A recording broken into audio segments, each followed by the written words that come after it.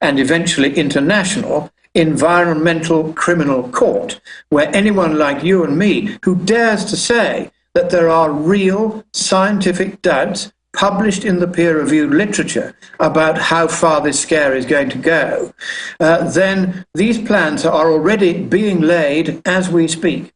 And the only way to stop it is to vote out governments that go along with this rubbish. Now, in Britain, that gives us a problem because all the major parties still go along with this rubbish, despite the mounting evidence they've got it wrong. And I want to come on to that briefly, Alex, because the fact is they have got it wrong. If we go back to 1950, how much warming has occurred since then? Well, it's warming at a rate of about 0.7 Celsius since that time. That's the equivalent of 1 Celsius per century. Go back to 1850.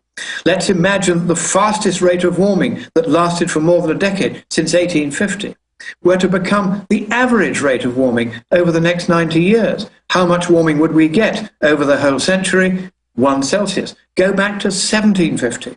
And look at the amount of radiative forcing, as the IPCC calls it, that they say has happened. How much temperature change since 1750? Only about 0.8 to 0.9 Celsius. And so how much warming would we expect to see over the next century if that carried on? Answer, 1 Celsius. But Lord Monckton, you do the sums. It's only going to be 1 Celsius for a doubling. There isn't a problem. And that's their problem because they have told us there's going to be a problem.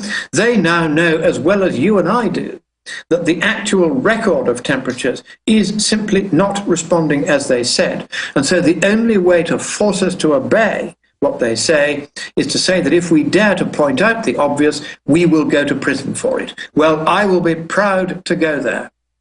Lord Monckton, specifically talking here with you, you always go over the scientific evidence, and you always repeat it over and over again, and you've been proven in your reports time and time again. I can't think of a time that I've seen you really be mistaken because you're going off scientific research and facts that are available. 2 years ago, the ClimateGate emails come out where they're lying and organizing the structure in their different grants around the world to do this. We know that their agenda is a power grab and to be able to shut down competition that isn't part of their inside little club. But now, I mean, if you even look at the plans they want, and this is what I've been successful talking to their cult followers with, is to explain, if China's building multiple new coal power plants a week, and we can't even build really any here a year, and they're shutting down old ones, and ours are much cleaner than China, and it's one world, well, then why is shutting down our plants and moving them to China, where they're even dirtier, going to help?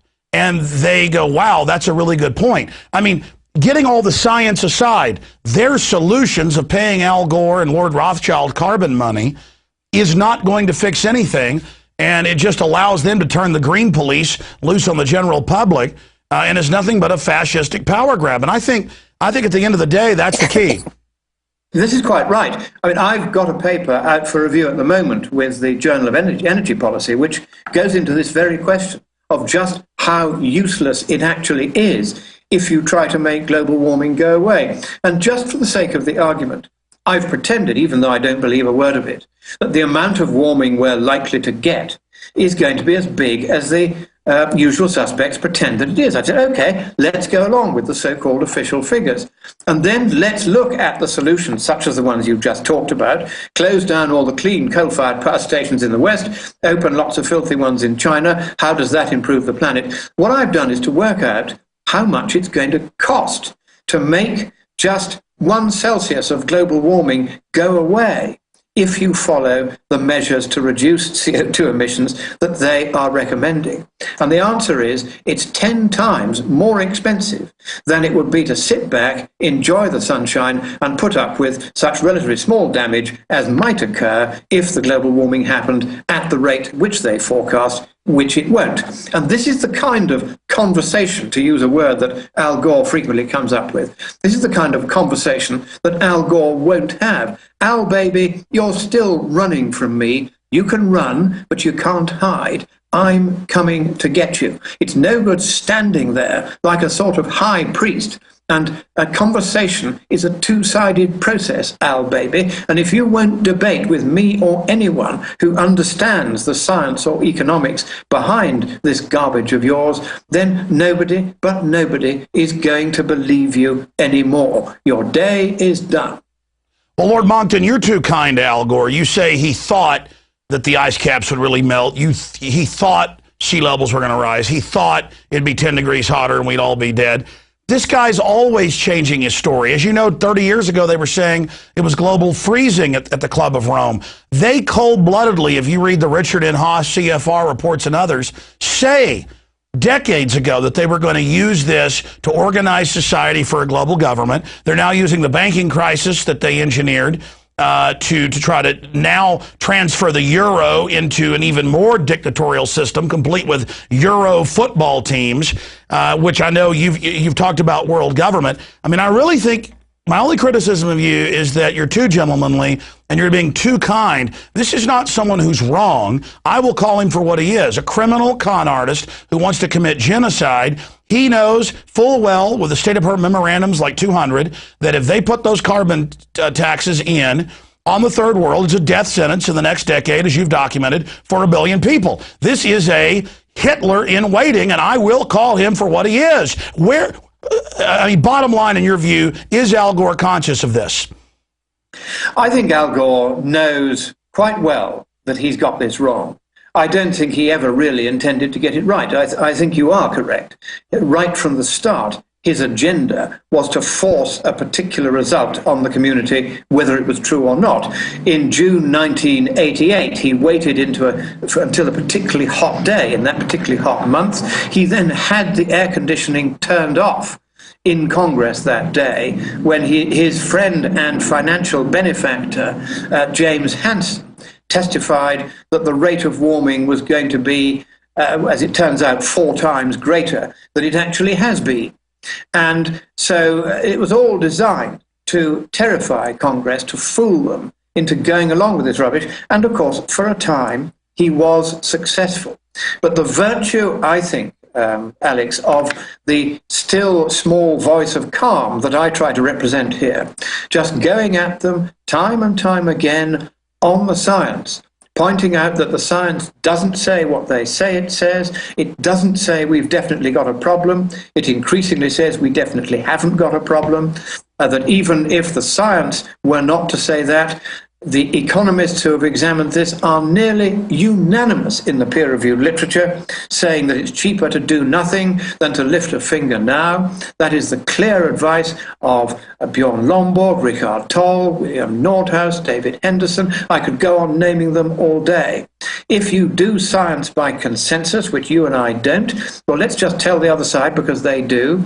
The consensus in the economic peer-reviewed literature is that even if the problem is as big as they say it is scientifically, it's cheaper to do nothing about it at all. There are many real problems around the world. There's still far too much starvation, poverty, and disease, which we could be getting rid of instead. Yes, sir.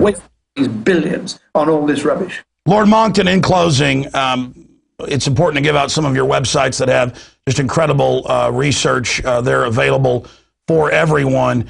But in closing, sir, specifically looking into the future by going back to the past, just 2 years ago, there was still a fake consensus in the big corporate dominant media that no real scientist disagreed with what Al Gore said, and he was the high priest, almost like the voice of God speaking to Moses.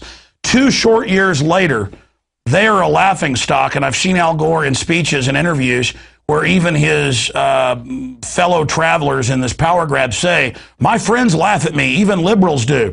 And I'm a talk radio host. I do a lot of interviews. I talk to people on the street.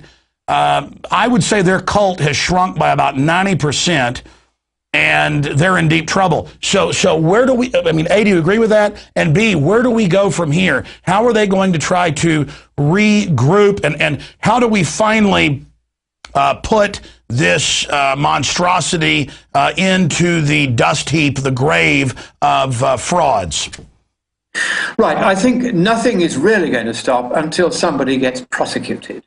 The fact is there's enough bogus science out there, people producing deliberately false results in the IPCC's documents, for interest, a very good example. It's now very clear that if we're going to stop them, we've got to put one or two of these bogus scientists behind bars. Now, let me be clear about this. If you're producing honest science that says you think we've got a problem, that's fine by me. You do the science and we can talk about it. But if you're producing bogus science and you're bending the data and using dodgy statistical techniques and you know who you are, then we are now coming after you. I've recently been quietly writing round to professors of statistics, giving them a set of data, not saying what it is, and asking them to do a very simple piece of analysis on it for me. So far, they've all refused because they have guessed that what I've stumbled upon is an enormous fraud right at the heart of the IPCC's documents, and they, because they don't dare to sustain the sort of pressure that you and I get put under, they are not willing simply to do a straightforward statistical calculation for fear that they will have to point out what nonsense this all is. So the corruption of science will only be brought to an end when one or two scientists realize that they are not above the same laws that we have to follow.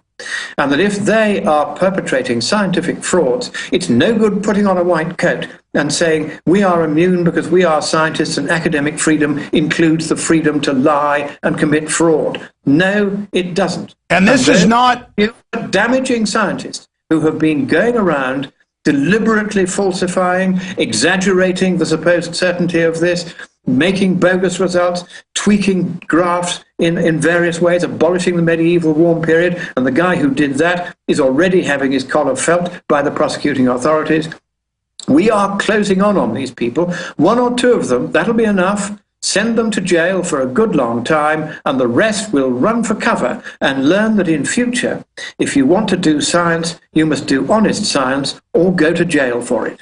Well, I absolutely agree with you, because this is not turnabout as fair play. They're saying arrest you, arrest myself, and many others.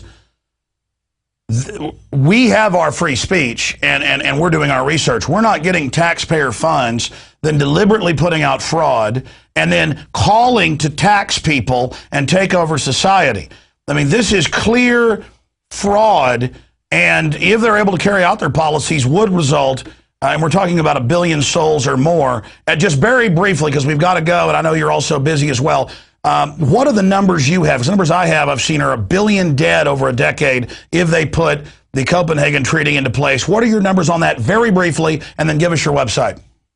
All right, if what's going to happen is if they don't start spending on the poor the money they're now spending on global warming,